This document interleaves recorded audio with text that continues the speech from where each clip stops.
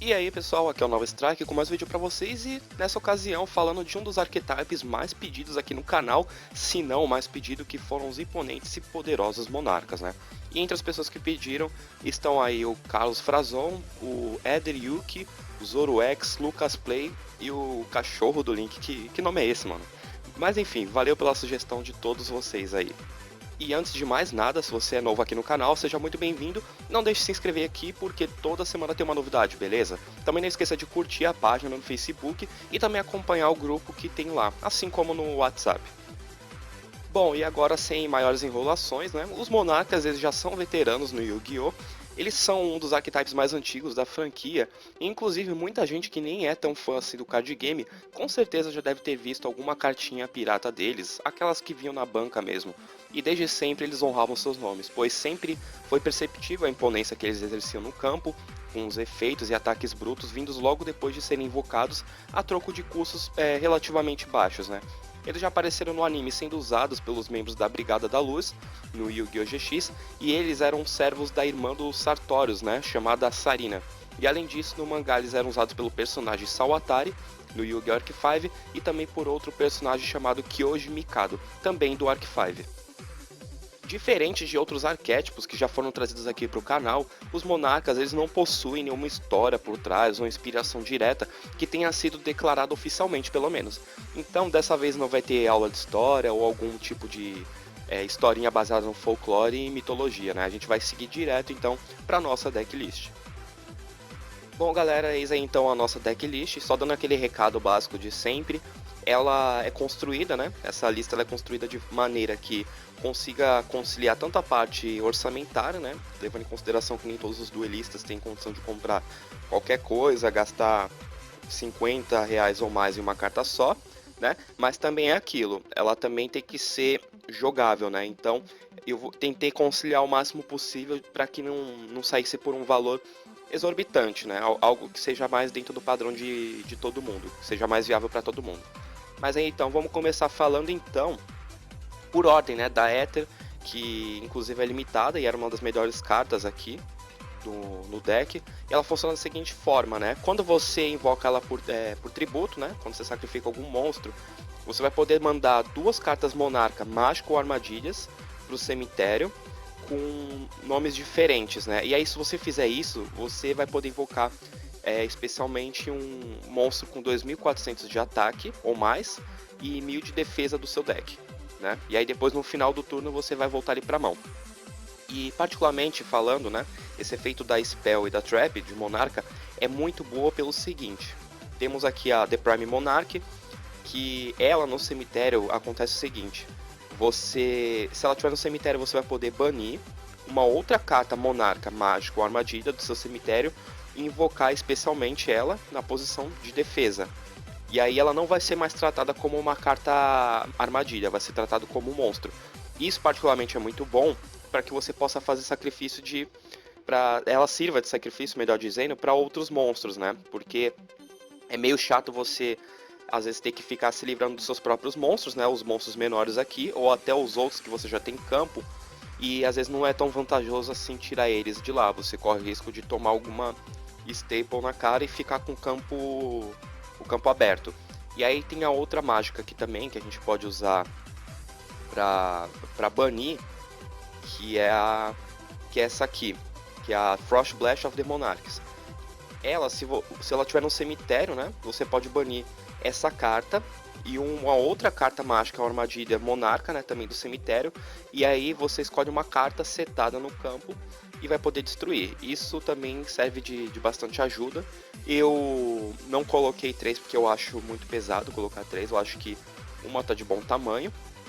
E aí vamos continuar falando dos monstros aqui. Aí tem o Kuraz, que é muito bom, que quando ele é invocado normalmente ou especialmente, ou seja, ele tem uma condição não tão específica quanto a Ether, né, para ativar o efeito. E aí você já escolhe de cara duas cartas no campo, qualquer carta, e aí destruir esses alvos. Aí se você o fizer, cada jogador vai poder puxar uma carta para cada uma que foi destruída, que ele estava controlando. Então, por exemplo, você destruiu duas cartas suas, você vai puxar duas cartas. Agora, se foi uma carta sua ou uma do oponente, cada um vai puxar uma carta. E aí, se for duas do oponente, ele vai puxar duas. Só que aí o problema vem que ele não vai poder atacar no turno que você usou esse efeito, né? Esse que é a parte ruim, mas ele geralmente acaba se livrando de muitos problemas para você. E se você tiver com um campo já mais forte, mais consolidado, já não já acaba sendo trivial, né? Porque os outros monstros aqui, ó, como vocês podem ver, ó, tem 2.800 de ataque, tem 2.800 também. Aí ele tem 2.400, aí a Ether também tem 2.800. Então, acaba sendo um efeito bem legal para se utilizar. Aí também temos o Erebus, né, que em questão de artwork eu considero meu monstro favorito aí. E ele funciona da seguinte forma, né? Assim como a Ether, ele pode fazer o seguinte: ao invés de você usar dois sacrifícios, você pode sacrificar direto um monstro que está em campo que também foi invocado por tributo. Aí você não precisa de dois tributos, hein? Não sei se vocês conseguiram entender. E aí, na hora que ele entrar em campo, né, que ele foi invocado por tributo, você vai mandar duas cartas monarca, seja mágica ou armadilha, desde que tenham nomes diferentes, da sua mão ou do deck para o cemitério. E aí, se você fizer isso, você vai embaralhar uma carta da mão do oponente, né? Ou do cemitério ou do lado do campo para o deck. Você escolhe. E aí, uma vez por turno, durante a fase principal de ambos os jogadores, se essa carta está no cemitério, você vai poder descartar uma carta mágica ou armadilha de monarca, né?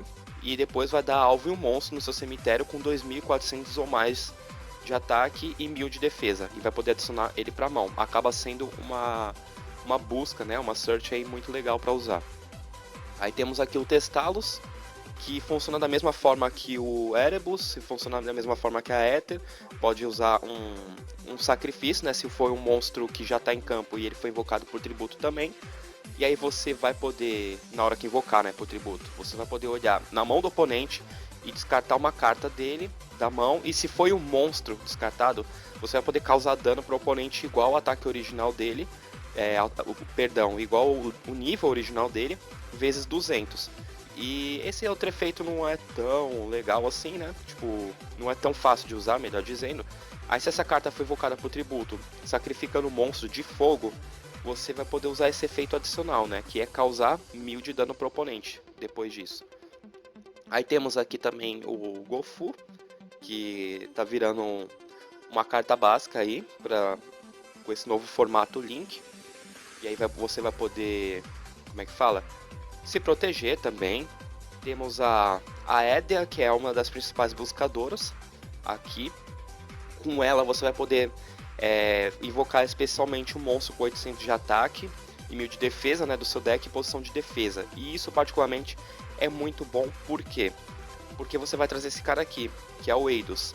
Na hora que você trazer o Eidos, você vai dar normal summon da Edea, vai trazer o Eidos para o campo em posição de defesa, e assim que ele é invocado especialmente ou normalmente, durante aquela mesma fase principal, você vai poder fazer uma invocação por tributo adicional. Então, por exemplo, você teve a normal summon dela, teve a especial summon do Eidos, e você tem um Kuraz na mão, ou um Erebus, talvez, e você vai poder fazer uma invocação por tributo naquele mesmo turno. Isso é muito legal, né? Aí tem a Mitra, que se ela tá na sua mão você pode ativar esse efeito, né? Você não vai poder invocar especialmente do extra deck naquele turno todo, e isso não tem problema, porque Monarca não, essa build particularmente não usa, né, extra deck. Você vai poder invocar especialmente um token pro campo, né, pro campo do oponente na posição de defesa. E aí se essa carta for sacrificada, né, para fazer uma invocação tributo, você vai poder ativar esse seguinte efeito: você pode invocar por tributo um monstro a mais, né, durante a sua fase principal, né, ou seja, você vai poder fazer duas invocações por tributo. Aí temos aqui o Vanity's Fiend, né, para travar o oponente, né, e isso daí é mais interessante de você usar quando você joga em primeiro, né, se você tiver a oportunidade de conseguir fazer isso. E também tem que tomar cuidado se você não tiver um campo tão consolidado assim. Isso acaba virando uma faca de dois gumes, porque se você não tiver tanta coisa legal, aí você vai querer trazer a Edea e usar o efeito com o Eidos, né? Aí não vai ser possível, porque ele trava os dois jogadores, né? Temos também um campo, né? A Domain of the True Monarchs, que é quando você não tem cartas no seu extra deck, você é o único jogador que controla um monstro invocado por tributo, o oponente não pode invocar especialmente do extra deck, simples assim, ele não pode invocar nada do extra deck. E esse monstro que é tributado, né, um monstro que foi invocado por tributo, que você controla, atacar o monstro do oponente, ele vai ganhar 800 de ataque durante aquele cálculo de dano. E aí uma vez por turno você vai poder reduzir o nível de um monstro, né, com 2.800 de ataque e 1.000 de defesa na sua mão, em 2. E isso ajuda muito, né, porque aí você precisa só de um sacrifício. E aí temos aqui também a Lure of Darkness para dar uma acelerada no deck, você vai puxar 2 cartas, e aí você é obrigado a banir uma da mão, ou então, se você não tiver nenhuma Dark, você vai ter que mandar a mão inteira pro cemitério. Essa aqui não tem muito o que explicar, acho que vocês já conhecem. Tem a Tenacity of the Monarchs, você revela um monstro na sua mão, com 2.400 de ataque e 1.000 de defesa, né? Ou 2.800 de ataque e 1.000 de defesa. Vai adicionar uma carta mágica armadilha de monarca do deck para mão, exceto a própria Tenacity, e pronto. E aí você não só pode ativar uma vez por turno, é uma search boa também. Você pode usar ela para adicionar também, por exemplo, a March of the Monarchs, que ela praticamente protege todos os seus monstros invocados por tributo, que eles não podem ser alvo ou destruídos por efeitos de cartas, né? E aí a contraparte dela não tem problema, que não usa extra deck mesmo. Aí tem a Return of the Monarchs, né? Que é quando você invoca o monstro por tributo, você pode escolher um desses efeitos aqui. Adicionar do seu deck para mão um monstro com 2.400 de ataque e 1.000 de defesa, com um nome diferente daquele monstro que foi invocado. Ou então, né, você pode adicionar do seu deck para mão um monstro com 2.800 de ataque e 1.000 de defesa com nome diferente daquele que foi invocado, né? E aí fica a seu critério, né? Como é que fala? Saber qual é o monstro mais adequado em cada situação. É uma carta que é versátil porque ela te dá essa liberdade de escolha. Aí temos aqui também a Pantheism of the Monarchs, que infelizmente também foi limitada. Você manda uma carta mágica ou armadilha monarca, né, da sua mão pro cemitério e puxa 2 cartas. É uma carta muito boa para fazer draw. E aí você pode banir essa carta do seu cemitério, revelar 3 mágicas ou armadilhas monarca, né, do seu deck. Seu oponente escolhe uma para adicionar para sua mão e você embaralha o resto pro seu deck. E é bem legal também. Aí temos a The Monarchs Stormforge, né, que é uma vez durante essa rodada, esse turno, se você iria invocar um monstro, né, por tributo, você pode sacrificar no lugar o monstro que o oponente controla. Ela é muito boa, né, tanto é que ela está limitada também, e você só pode ativar uma vez por turno. E aí, durante o turno que você ativa essa carta, você não pode invocar nada do extra deck, outro efeito trivial aí pra gente. Aí temos a Foolish Burial Goods, né, serve para mandar uma mágica ou armadilha do deck pro cemitério. É bem legal, como eu falei, para usar com a The Prime Monarch, para usar também com a Frost Blast. Aí temos a Foolish Burial, serve para usar o outro efeito do Eidos, né? Que ele funciona assim. Se você pode banir essa carta do cemitério, então dá alvo um monstro com 800 de ataque e 1.000 de defesa no cemitério, e aí, exceto ele mesmo, né? Exceto o próprio Eidos, e aí invoca especialmente. Aí você mandou ele pro cemitério, aí você bane ele e ainda vai conseguir invocar a Edea e ainda vai ativar o efeito da Edea. E acaba sendo uma carta muito boa, né? Assim, eu acho que é um dos decks assim que com uma carta sendo mandada pro cemitério direto já pode fazer um estrago e tanto. Aí tem a Upstart, né? Fazer draw básica. Tem a One for One para mandar um monstro da sua mão pro cemitério e invocar o outro especialmente, né? Isso serve para Edea. Tem a Reinforcement of the Army, fazer search. E tem a The Prime Monarch que eu expliquei para vocês já. E aí, explicações à parte, né? Finalizamos a parte da teoria. Vamos ver como que ele funciona então na prática. Bom, então vamos começar aí nosso duelo, né? Eu escolhi como adversário um deck de Spellbook que tá bem desbalanceado, sabe? Ele tá com algumas cartas banidas, tipo a Spellbook of Judgment tá 3 nesse deck, o que vai dar uma força absurda para ele. E é meio maluquice, eu sei, mas o importante aqui não é vencer, né? É mostrar o que o deck é capaz de fazer, né? E isso não importa o resultado, perdendo ou ganhando, isso não necessariamente torna o deck ruim. E eu também detesto esse negócio de fazer replay manipulado com mão perfeita. Eu sou mais espontâneo, eu vou lá, faço vídeo e pronto. Desde que consiga mostrar eficácia esse negócio. É que eu acho que eu tô dando sorte até então, né? Com esse negócio de vencer ou não. Mas vamos seguir aí com o nosso duelo. Eu que comecei no caso aqui. Aí usei a One for One, descartei o Erebus e logo em seguida já vou puxar na tinha um efeito dele, que é o seguinte, né? Como eu expliquei pra vocês.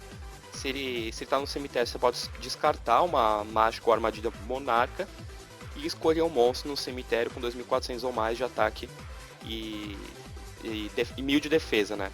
E aí, pô, mas só tá o Erebus no cemitério, vai adicionar ele mesmo, você descartou para adicionar ele mesmo.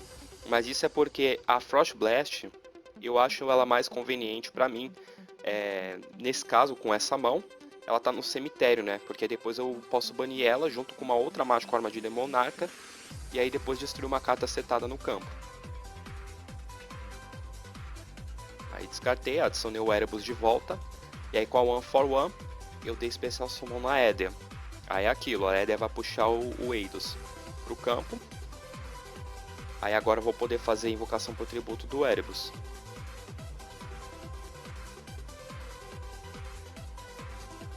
Aí beleza, ó, mandei duas cartas. Um Erebus, mandei a The Prime Monarch, que é importante no cemitério. E a Tenacity, porque ela pode ser banida tanto junto com a Prime ou com a Frost Blast para não me prejudicar tanto, né? Porque, por exemplo, eu mandar a Frost Blast junto com outra Prime, né, ou outra coisa que é importante, não seria tão uma boa assim, né? Aí embararia uma carta da mão do oponente de volta pro deck. Aí baniu o Eidos, né, para dar invocação especial da Edea, só para ter uma proteção a mais no campo mesmo. Aí dei Foolish, coloquei outro Eidos no cemitério. Aí agora é a vez do oponente. Eu não vou explicar tanto sobre ele, né, porque o foco não é a respeito dele. Eu vou dar só uns comentários assim, bem por cima mesmo, da jogada que ele fizer. Por exemplo, da Judgment, né, que é a carta mais roubada aí, que ele ativa a carta, né, e aí depois ele vai poder puxar, né, adicionar cartas mágicas igual ao número de cartas Spellbook que foi ativado, se não me engano é isso, deixa eu ver. Essa carta foi ativada, adicione cartas Spellbook do seu deck para mão, exceto a Judgment, até o número de cartas mágicas ativadas depois da resolução dessa carta, é isso mesmo. E além disso, ele poderia invocar um monstro Spellcaster do deck cujo nível seja menor ou igual ao número de cartas que você adicionou para a mão. É bem roubada. Essa aqui também é outra carta chata, né? A Spellbook Tower.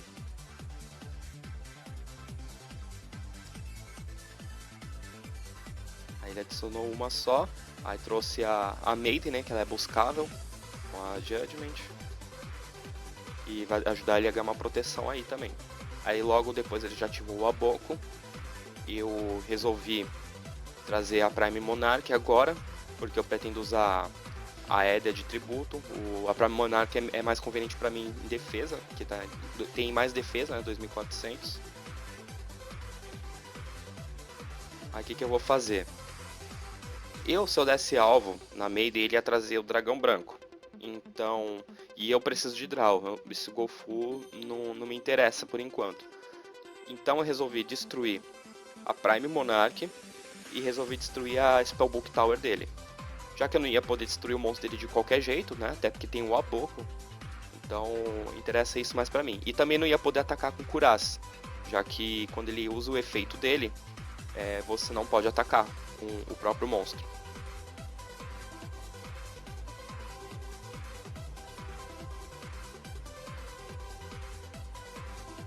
Aí usei o efeito, né, do Eidos. Trouxe a Edea pro campo, ativou o efeito dela. Aí trouxe a Mitra dessa vez. E aí o que eu fiz? Usei a Tenacity, escolhi um monstro. Revelei, né, um monstro da minha mão. 2.400 de ataque. No caso foi de 2.800 de ataque e de defesa. E adicionei a Stormforge pra mão. Pra poder invocar pro tributo, tirando aquela Maiden ali. Que ela seria problema. Pra depois eu conseguir me livrar do Blue Eyes. E ele ficaria com uma presença de campo muito forte, né? Aí trouxe o Magician of Prophecy, aí adicionou a Judgment, aí usou de novo, aí vai ativar um monte de Spellbook possível. Spellbook of Master, depois a Wisdom. Aí eu fiquei com medo dele fazer alguma coisa a mais depois, aí eu resolvi trazer a Prime Monarch, né, pro campo de defesa, lotei o campo. Aí ele destruiu só o meu Curaz mesmo. Setou duas, ó. Adicionou 3 de uma vez só. E ainda trouxe uma cartinha bem chata, que é o Jogen the Spiritualist, né? Esse aí, se o oponente começar e já fazer isso, te trava legal. Você não consegue fazer muita coisa. É bem problemático. Aí depois, com a Spellbook of Fate, ele conseguiu se livrar do meu Erebus. Ele baniu o Erebus. Aí ele usou de novo, né, o efeito. Aí baniu a minha Prime Monarch. Aí o que eu fiz?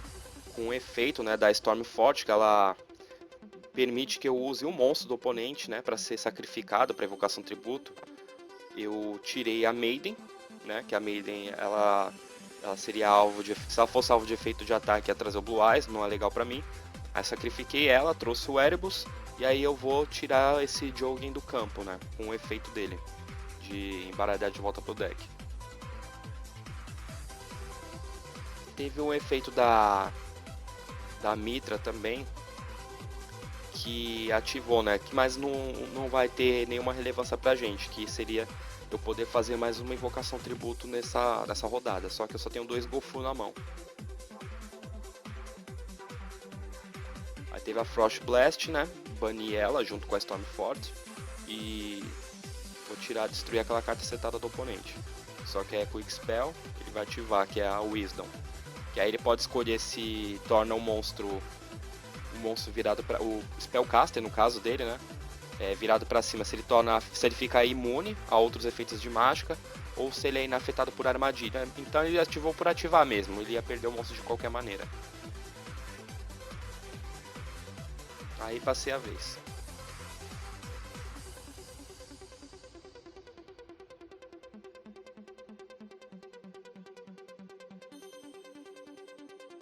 Vocês podem ver que Spellbook é um deck que, se tiver a Judgment, já gera muito problema mesmo, porque ela é um deck muito rápido.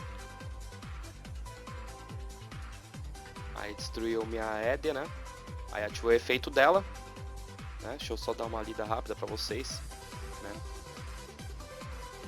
Que você, por exemplo, se essa carta ela for mandada pro cemitério, você pode dar alvo e uma carta mágica ou armadilha de Monarca que estava banida e adicionar ela pra mão. Aí no caso eu escolhi a Stormforge de novo pra usar de tributo caso venha alguma coisa legal aí pra gente adicionar.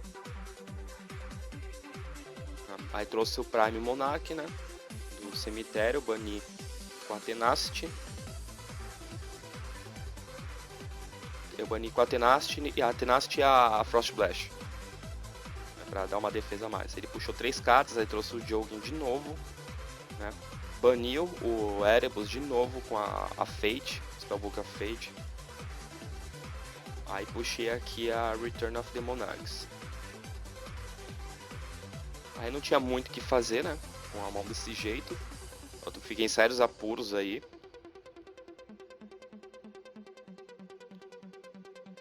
A minha sorte é que ele ter trazido esse Jogen pro campo também travou ele. Ele não ia conseguir trazer nenhum monstro com um ataque alto, né? Que fosse maior do que a defesa do Prime Monarch. Então foi bem crucial até eu ter deixado ele aqui em campo antes, porque isso iria me ajudar a me defender também.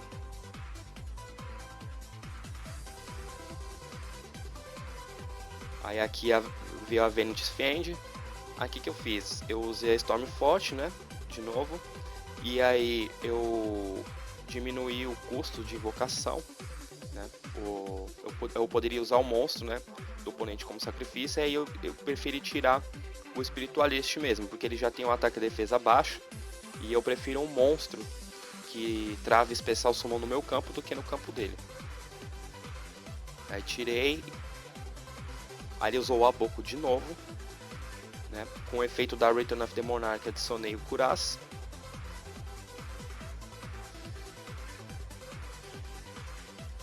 Aí usou o Spellbook of Life.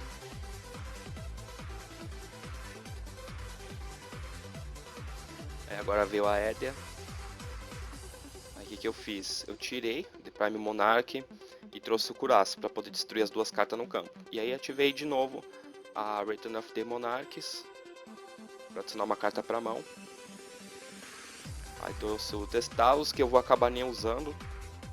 Eu só pude atacar com a Vanities, porque como eu usei o efeito do Cuirass ele não pode atacar. Ele só conseguiu setar uma, foi o que deu pro oponente fazer. Aí eu usei a Return of the Monarchs, né? Aí eu utilizei o efeito dele, né? Que você não pode ter carta no extra deck. Se você é o único jogador que controla um monstro invocado por tributo, né? Aí se o monstro que você estiver usando, que foi tributado, né? Que foi invocado por tributo, vai ganhar uma licença de ataque na fase de dano. Diminuiu o nível do Testá-lo, mas acabei nem usando ele, né? Eu prefiro não tirar nada do campo aí. Até poderia, mas eu acabei deixando mesmo. Aí veio a Reinforcement, adicionei uma Edea de novo, aí invoquei ela de novo, invoquei ela. Aí o oponente já ia perder de qualquer jeito, né? Não precisei ficar queimando a mão toda. Aí só foi pro ataque mesmo. E assim terminou o nosso duelo então.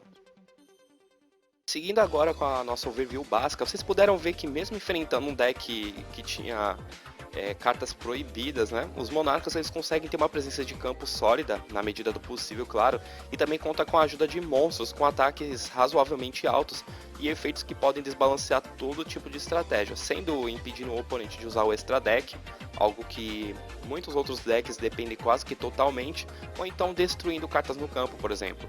O problema fica por conta da velocidade, que é meio fraca, ele não é nenhum deck de Swarm e você também não pode contar com o extra deck, exceção para outras builds que não são puras.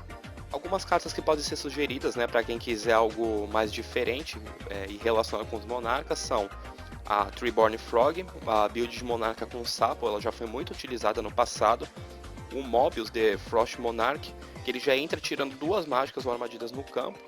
A Pot of Duality é uma carta que consegue ajudar um pouco os monarcas, porque vocês vão perceber que é muito fácil ter mão morta jogando com eles, e a Duality ela conserta um pouquinho desse problema. E por fim tem o Zaborg de Mega Monarch, que ficou mais popular em builds de monarca que utilizam o extra deck. E aí estão as notas de cada categoria para o Archetype, a média final e também o preço estimado da decklist utilizada. A conversão do dólar para o real foi feita no próprio site do Banco Central e o site utilizado como referência dos preços foi o TCG Player. Também atribuiu uma nota para cada critério do Archetype, lembrando que isso é totalmente pessoal, por isso fique à vontade para discordar, porque minha opinião não é absoluta de maneira alguma. Bom, então é isso galera, eu espero que tenham curtido o vídeo assim como os outros, ajudado a dar uma direção para vocês sobre como utilizar o deck e os efeitos do monstro. E lembre-se de comentar aí embaixo qual é o archetype que vocês gostariam de ver nos próximos vídeos, beleza? Até a próxima, duelistas. Fair play, fair duel. Fui!